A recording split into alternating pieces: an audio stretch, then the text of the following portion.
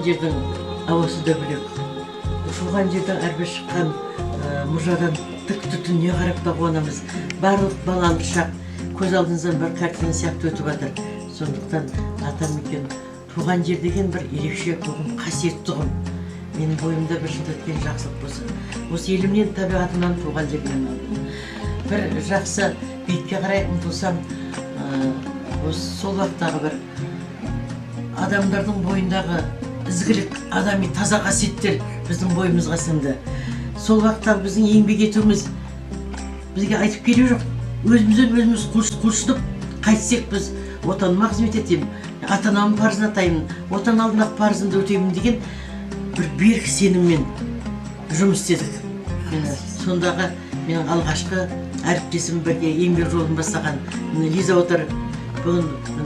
Бүгін мен жетпіске келсем, бір айдан кейін Лиза да мен жетпіске келгелі отыр. Өте кездескеніміз сондай қуаныш. 68 жылға қайтып келгендей отырмыз. Жас кезіміз оқуды алғаш бітірген 18-19-да ғана балалар. Ол кезде қазіргідей емес, дипломды мен жібереді әр ауылға. Сол бөлген ауылына барып істейміз. Сонда ең бірінші Қазыбек Нұржанов атындағы мектепке, орта мектепке біз 4 қыз келдік. Күліш, сол жерде өзі Санагүл, Раушан деген мен. 4 қыз келдік, 4-іміз 4 түрлі мамандықта болдық. Күліш бізде сол жерден тумасы болғандықтан бізде сондай сіңліміз, бауырымыз, ақ көңіл, ақ жарқын мінезімен қарсы алды. Біз еңбек жолын сол жерде бастап кеттік. Ең бірінші ұстаздық еңбек жолымызды бастадық. Ол кез ұмытылмас кез. Бізді ол кезде ешкім үйреткен жоқ, теледидар деген болған жоқ, радио дегеннен естігеміз жоқ. Күліш мектепте пионер вожатый болып істеді. Мен бастауыш мектепте сабақ бердім. Раушан дегеніміз бастауыш мектепте берді, Санагүл орыс тілін маман етті.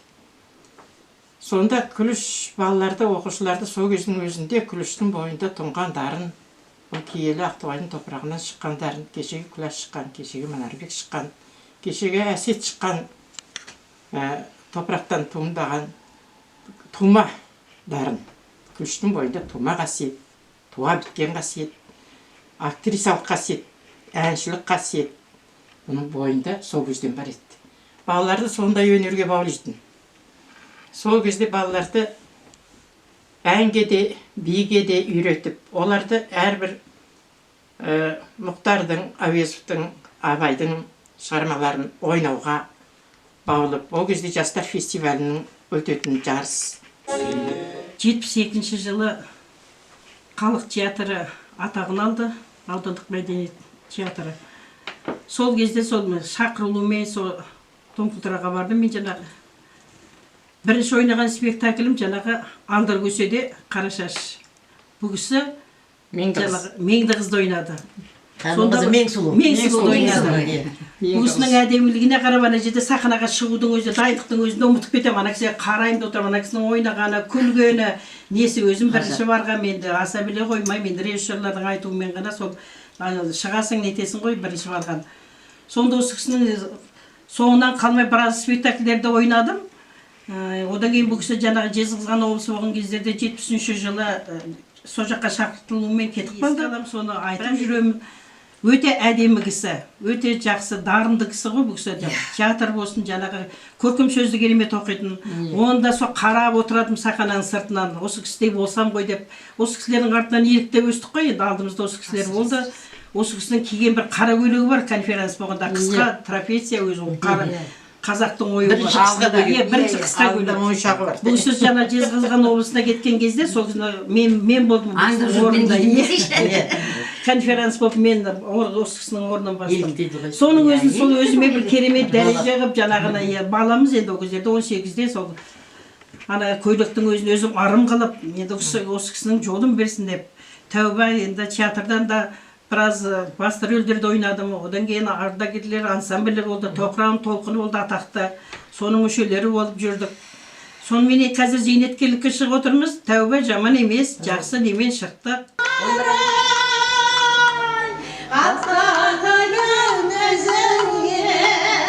Buram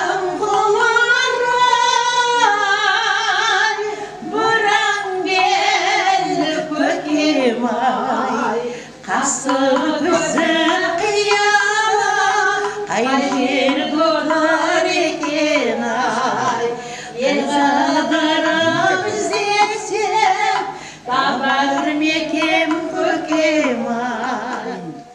Күлікің апайдың кіші сіңлісімен бірге оқыдым. Бұл кісі бізге жаңағы 18-19 жасында тіл әдебиеттен сабақ беріп келді бірінші. Сабақ береді, арасында бізге ән күйден сабақ береді. Біз ән күй сабағын өте тосамыз. Керемет, сұлу адам, ғажап. Киген киімі басынан аяғына дейін мөлдірлеп тұратын. Ғажап. Біз онда 6-7-8 оқитын баламыз. 68-69 шығар сол кездер. Сол кезде бұл кісілердің кірген шыққан сайын әрнесін үлгі баламын. Өзім шын жүрегімнен. Соны көп сөйлемеймін, томаға түйік адамның бала болып өстім. Бірақ менің барлық жаңағы жолымды осы Күлекең апай ашты деп ойлаймын.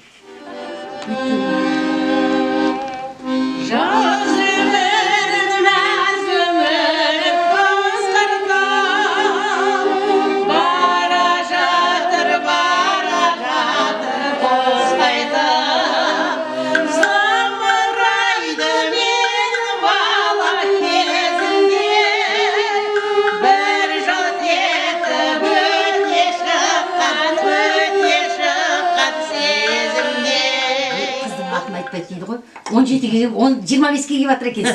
Жасыңыз ұзақ болсын, немере шебері сүйіп жатырмын деп жатсыз. Шеберіңіздің бауы берік болсын, соның рахат қызығын көре беріңіз.